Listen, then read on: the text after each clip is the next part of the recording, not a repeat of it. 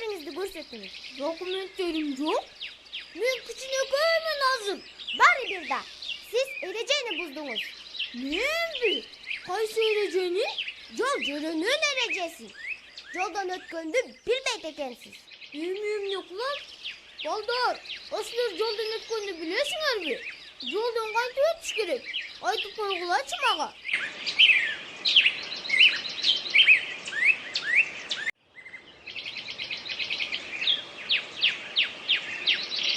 Чоң ойлонуп көрөлү.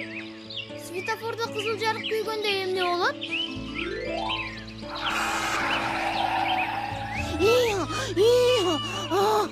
Жок, минсең машинанын алдында каласың. Токтоп күтүп туруш керек да. А сары жарык күйсөчү? Эми өтсө болобу жолдон? Жок, сары жарык күйгөндө даярданып туруш керек. Даярданып атам. Эми жашыл жарык күйгөндө эмне кылыш керек? Эми өтүш керек жолдон. Туура. Жүрө эми өтөлү. Мына өттү. Эми билип жүрөм. Жашыл жарык күйгөндө гана жолдон өтүш керек. Туура айтасың кичики. Жакшы кал. Жакшы бар.